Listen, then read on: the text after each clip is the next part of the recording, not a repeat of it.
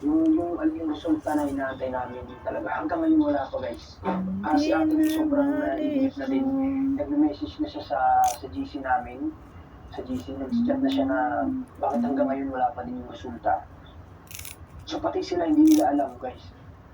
Sabi nga ni ate Lynn, baka meron Guys, magluluto ulit tayo. pwedeng makontak. Baka pwedeng kayo na mismo kumontak doon sa pinuntahan namin natin niya. Baka kayo na pwedeng mag-follow up. Bakit hanggang ngayon wala pa din, di ba?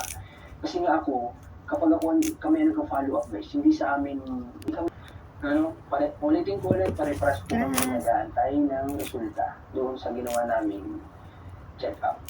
Okay? May communication po kami sa kanila. Ulitin ko po. May communication po kami sa kanila. Okay? At ayoko lang masyado silang nababanggit kasi sila nga ay binabato din ng mga tao. Mini-message sila ng mini-message o na alarma sila doon sa DSWD, MSWDO. Kaya ayoko silang binabanggit ng binabanggit dito.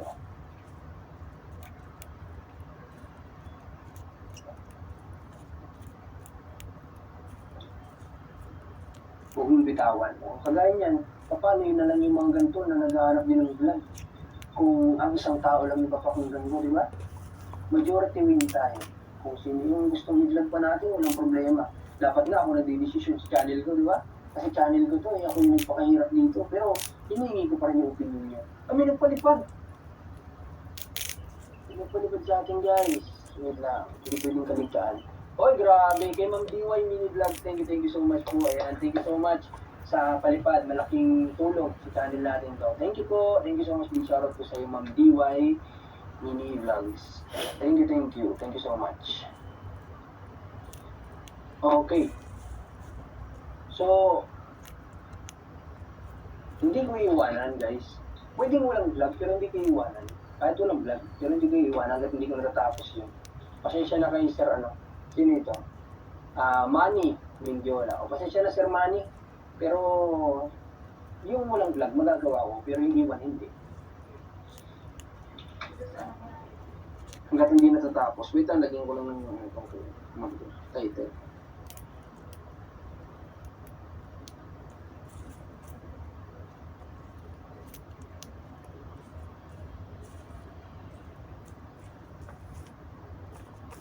Wait lang guys ha. I-ayos ko lang itong upload kaya kay Commander.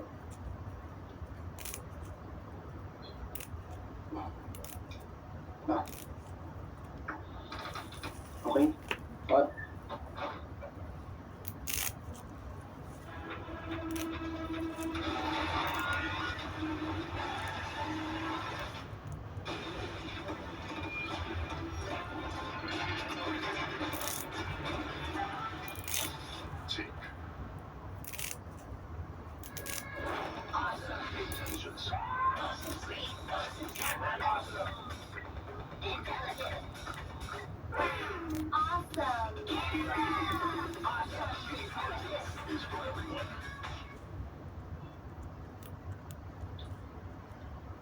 Mahirapan ang kaso kasi mami na.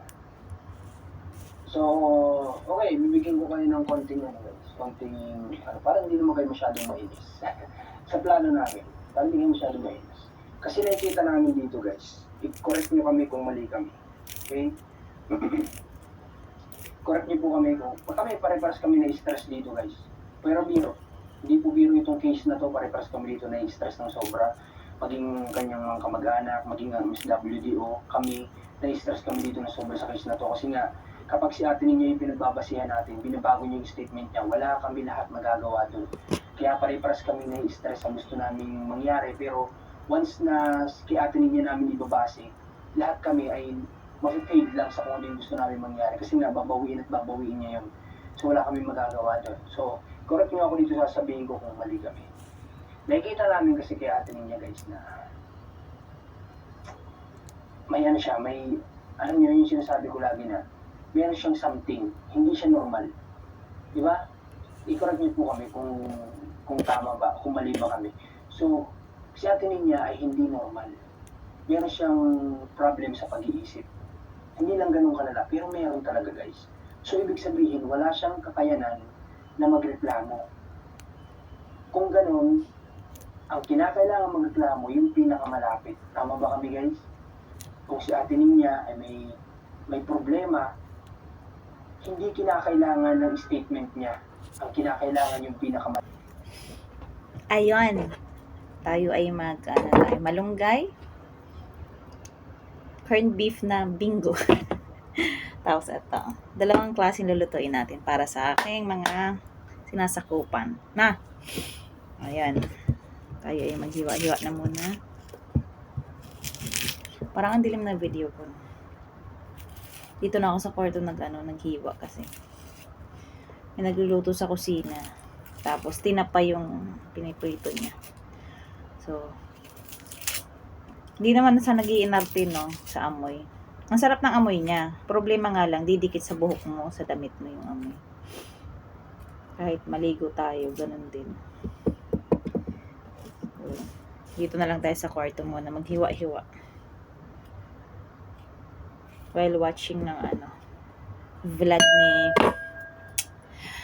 ni Shurbanes. Ayan, may bagong si Commander, may bagong upload. Ako din nag-vlog niya kanina. Binisita ko kasi guys yung bahay ng team namin dito. Na ngayon yung ganito natin kalungkot na. So, panoorin niyo po yan sa vlog ni Commander mamaya after ng vlog natin para matulungan din yung channel ni Commander.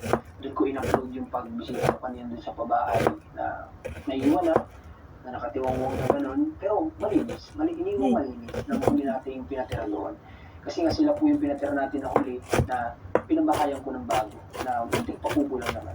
Nakalipat na sila doon, so naiwan yung pabahay ni Commander na walang tao. Although malinis, kaso nakakalungkot din tingnan na walang nakatira kasi nga yung effort din namin na nilaan ni Commander magkasama kami lalo na siya. Talagang grabe din, umulan umaraw, nandoon kami sa pabahay na yun na pinagawa namin, pinagawa ni Commander sa tulong ng sponsor din. Ay, hindi siya easy open ka. Kinikita ni Commander. Masakit pala tingnan na alam mo yun yung pinaghirapan mo, makikita mo na gano'n na lang bigla, di ba?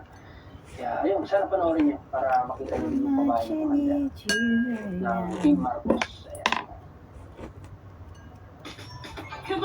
Kabayan! Gcash in the Middle East. Hawak kamay ng pamilya sa Pinas. Help pay your family's bills while you're abroad. Save with ease while abroad for your family's dreams. Send money for free to your loved ones back home. Download the Gcash app and register using your UAE or +971 number.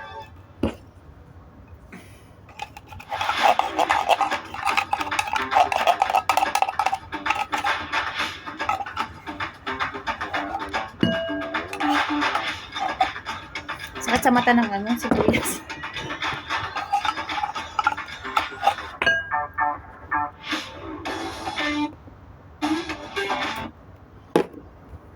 Kailangan namin ng update. O yan, kailangan daw ng update kay Ate Ninya. Paano ba yan? May mga viewers tayo na mas maraming gusto. Kaya nyo, Ma'am Chari, sinabi ko na yan sa ganito kasi ganito guys. Di ba nabanggit ko nga sa inyo na kinakailangan ko pa kasamahan si tatay. Kasi ako lang yung pinagkakatiwalaan niya sa ngayon. Sa mga kamag-anak niya, hindi na po siya natitiwala. Sana nagigits niyo ako guys. Ako kasi yung nakakaalam guys, kami. Diba? Kasi naunawaan ko naman na wala kasi ako sa inyo nilalabas. Paano nyo nga naman malalaman. Pero sana nauunawaan nyo na. Kaya ako ginagawa yung ganung pakikipag-usap kay tatay. Kasi kailangan namin na siya ay kumbaga maano din yung loob niya sa akin. Gets nyo ba? Gets nyo ba ako guys? May nagsabi nga sa akin na mas matalino pa sa'yo si Ninya si tatay. Natatawa na lang ako pero basta. Tapos ito. Ganito. Okay, so Ma'am Maria Sandy, God bless po. Ayan, si Commander, nagme-message dito. Tama na yan. Di ako sanay ito. Walang ng ganun. Prangka akong tao, makipag-usap. Diba? Kapag sinabihan ko sila na bahala na po kayo, last vlog na ko po sa inyo. Kapag nagsabi akong ganun talagang hindi na ako babalik. Minsan siguro mga 100%, mga 30% na lang yung kapag nakita kong naawa pa din talaga ako, babalikan ko pa din. Pero kapag minsan pinrank ako, kagaya kala Tatay Bidoy, na matagal ko din binvlog na sinabi ko, hindi sila nag-grow. Parang wala nangyayari sa tulong.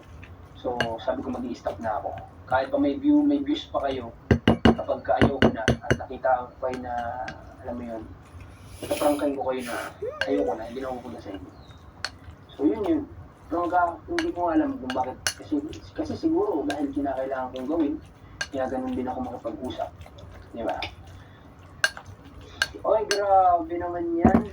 Meron pa ba kanina? Parang may nag-guhit kanina eh. Ayun, kay Ma'am kay Ma'am Flomina, Ligia. Thank you po. Meron na namang 9.99, almost 10 pounds yata yan. 10 pounds. Hindi ko na naman familiar yung ganyang size.